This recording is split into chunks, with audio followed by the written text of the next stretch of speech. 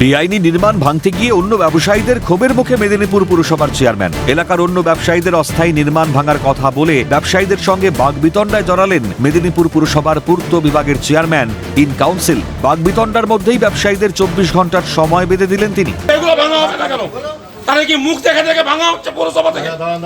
না না না, আমার দোকানের উপর আসলে আমি বলবো, আমার দোকানের উপর আসলে আমি চিৎকার করবেন না, চিৎকার করছি, চিৎকার করবেন না, চিৎকার করছি না, চিৎকার করবেন না, কথা বলতে দিন। চিৎকার করছেন কেন? না চিৎকার নয়। আপনি কি বিপ্লব করছেন? না বিপ্লব করছি না। কি ব্যাপার? না কথাও বলতে পারবো না। আপনি চিৎকার করে কথা বলছেন? চিৎকার করে বলবো না কেন? আজকে আমার দোকানের উপরে দেখো 5 জন বলেছিল এটা বেআইনি। কথা বলতে দিন। কালকে তুমি এটাও পর্যন্ত করে নিবে, ওইটা ওরা নিজেরা যদি না করে কালকে যদি না খোলা হয় কালকে রাত্রেবেলা কিন্তু আমরা এসে ভাঙবো। মেদিনীপুর পুর এলাকার কেরানীতলা সংলগ্ন এলাকায় একটি সংস্থা হাইড্রেনের ওপর ঢালাই করছে। খবর পেয়ে শনিবার রাতেই অভিযান চালায় মেদিনীপুর পুরসভা। মেশিন দিয়ে ভেঙে দেওয়া হয় নির্মাণ। বেআইনি নির্মাণ ভাঙা নিয়ে পুরো অভিযান দেখতে পেয়েই ক্ষোভ উগরে দেন স্থানীয় ব্যবসায়ীদের একাংশ। অভিযোগ করেন বেছে বেছে বেআইনি নির্মাণ ভাঙছে পুর কর্তৃপক্ষ। আমার সামনে ছাড়া সব জায়গায় দোকান বসে আছে, আমি কাউকে বলতে দিইনি আজ পর্যন্ত, আর নিজেও এগাইনি। তা সত্ত্বে আমার 4 হাত সেট আছে, কত দূরে রাস্তা থেকে দেখুন, আমাকে বলছে সেটটা ছোট করে দিন। সেটা আমি করে দেবো ছোট, কিন্তু আপনারা এখন ক্যারেন্টলা থেকে জজ কর্পোরেট দেখুন, রাস্তা পর্যন্ত সব দোকান বসে আছে, লম্বা করে দেখুন, একটা দোকানও ভাঙবে না।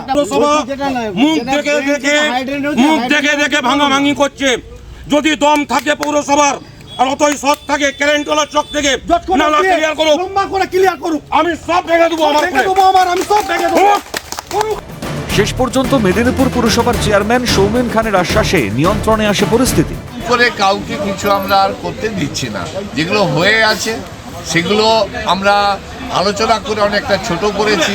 আমরা যখন রাস্তার দুধারে ফ্ল্যাঙ্ক বাড়ে সবাইকে আমরা বলে সবাই পিছিয়ে পিছিয়ে ছোট করেছে। তো এই শহর আমাদের, আমরা যদি আমার নিজের ইচ্ছা মতন করে কাজ করি তাহলে মেদিনীপুর শহরে রাস্তাঘাট ছোট হয়ে যাচ্ছে, গাড়ি ঘোড়া যেতে পারছে না। সেই জায়গা দেখতে হবে সবাইকে। বেআইনি নির্মাণ ভাঙতে গিয়ে ক্ষোভের মুখে খোদ চেয়ারম্যান। আক্রমণ শানিয়েছে বিজেপি। বিজেপি নেতা শঙ্কর গুছাইতের মন্তব্য, সুনির্দিষ্ট পরিকল্পনা করে এগোনো উচিত।